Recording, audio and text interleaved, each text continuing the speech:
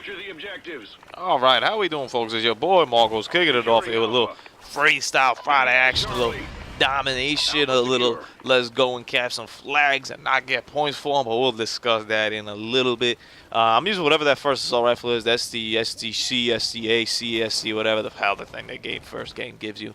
I've been flip-flopping between that, the 3-burst one, and the AK, the whatever they call that as well, with the sound. So I've been flip-flopping between them. So you see some videos with all three of these coming up over there. And I haven't settled on a gun yet. So whenever I do, I'll let you guys know. But for now, we're just trying guns. You know, I'm trying out some machine guns as well. I'm gonna unlock over here some snipers this weekend and also some shotties. So hopefully we could bring some pain with that. So domination in this game is a little bit different than it was in Black Ops 2. The main difference is that you don't have that, like, you know, flipped around at the end of a lot of amount of time. I think it was like 4 or 5 minutes, whatever they flipped to the other side. Does Marcos miss that? No, not at all. I was never the biggest fan of the flipping of 2 rounds. I understand what they were trying to accomplish with it. The goal was that, you know, both teams get to experience the other team's spawn to make it fair. I'm not 100% sure that exactly worked. I'm not 100% sure that, you know, that was, you know, that was that effective. First off, the maps in Black Ops 2 were pretty symmetrical for the most part. You know, what you'd see on one side is pretty close to what you see on the other side. There'd be a little difference here and there, but nothing too big. Check out this little spot right here, by the way. I mean, if you just want to sit there and not move for a while, woo, you could do that your whole life. And there's a lot of spots like that in maps in this game, which is very interesting that they put it in this game. Also, you know, a lot of buildings that you can just kind of hold down with an ID or maybe an IMS or whatever, which once again is very interesting that came back like that. You know, in Black Ops 2, I think they made a very concerned effort that every building you're in has at least 2, if not 3 or more entrances. So it kind of made it impossible for you to protect yourself in there. You could do it, you know, like at the top of the hijack building, you could set up your guardians and all that stuff. But even then, that was breakable pretty easily. In this game, it's, you know, you'll run into nooks and crannies like that maps where you just kind of run into a dead end. And you're like, oh. And you don't really expect it because, hell, like, I'm kind of not used to having dead ends anymore in these games. So when I get to one, I'm like, why is this here? Did they just forget to put stuff here? But that's just, you know, how different companies view the game and how different companies want to play the game. So just be wary of that. I'd suggest, you know, when you go through those maps, be wary of where these nooks and crannies are, because there could be somebody over there that comes up and surprises you. Anyway, for the most part, Black Ops 2 maps were pretty symmetrical. So, you know, think of slums. Sure, there was, you know, the separate entrances on each side. But for the most part, if you split that map down the middle, what you see on the other side is kind of what you see on one side. They look different. They have different architecture structures, but they're kind of the same.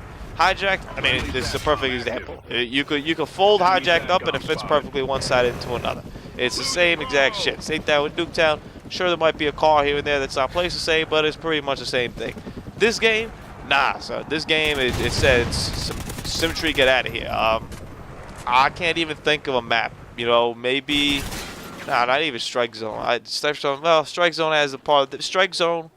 Maybe.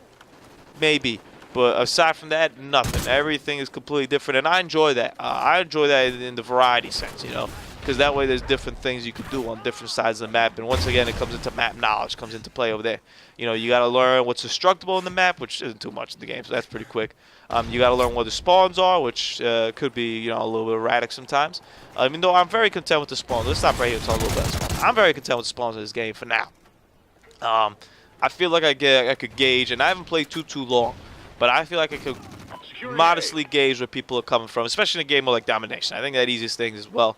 In TDM, I'm still sometimes a little bit lost, safety with kill confirm, but in Domination, you can kind of pinpoint where they're coming from, you know. And for the most part, you know, you see that they got Bravo. Odds are, you know, 4 out of the 6 of them are probably going to be around Bravo, and then some other cat will be somewhere else, you know. And you'll hear him be like, Captain C, and you're like, oh, there's the moron. Let's get him. So, for the most part, it is like that. And for the most part, you'll figure out where the spawns are. So, for example, the castle, they kind of spawn over there in the back left is where I am right now. For the most part, they also spawn maybe in the back, like right, there's like a little passageway over there. They could spawn there. Same thing, you know, the upper ruins, that's kind of a big spawn right there for when they're triple capped. Also, when they have alpha, they come from upper ruins. And the C spawns, I'm not exactly sure where they are, to tell you the truth. I guess it's just around that building over there. But you can kind of gauge it, you know. I haven't played long enough. And check out my man right there. You want to talk about dead ends right there? Woo! Playing now that mean sniper game. The leanest burger in the world could be the meanest burger in the world if you cook it that way. Woo! I gotta get off that shit. I went out last night for my birthday, so woo! That's why the video's late today, man. Shit was crazy, son. Shit was wild. I mean, there might have been people that died last night. I ain't gonna lie, yo. And I feel no mercy for them. I mean, it was crazy. It was wild. And I actually ended off the night playing a little with Ghost too when I came back. Nothing like playing some inspired Ghost. Give me some liquid courage to tackle on the fears ahead, as some would say. So I don't really miss the whole flip and spawn thing at a certain extent. I never really liked it. I always felt like it cut into my flow.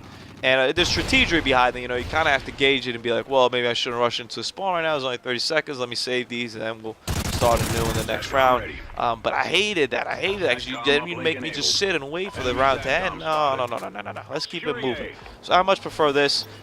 You know, and just you could argue the main argument behind this is like, well, the spawns aren't fair. You know, so if I get a bad spawn, I can't get out of it. I'll lose the game. That's some weak ass shit. I mean, let's keep it real right here. It's Freestyle Friday. Let's keep it real.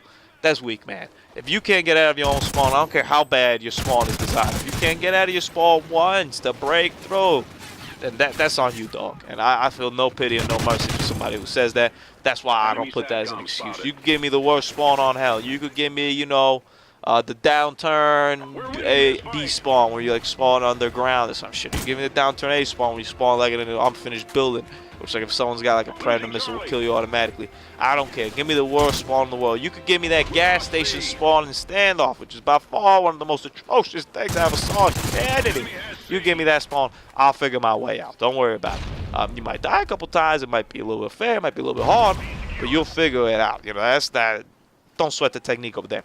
My one gripe with Domination in this game is kind of going back to this whole not rewarding the objective player. So at first when I was playing this, sometimes I'd get a point when I cap and sometimes I wouldn't. And, you know, I kind of just put it in the bundle of, I don't know what the hell's going on with Ghosts, so maybe we'll figure this out at one point in our life. Well, we figured it out. My man Hussein did a little research right there. I appreciate it. Good looks. And hopefully he's interested in right. If he's not, correct me down below, because I'd love to learn exactly how this is. Basically, he told me that the person who gets the point for the cap is the first person on the flag. And that's it. So, let's put this in context. What I think they're trying to prevent by that is, you know, when good old Marcos would go and see that there's 3 people capping and it's safe, and I just sprint over there and get that last second cap and get that point.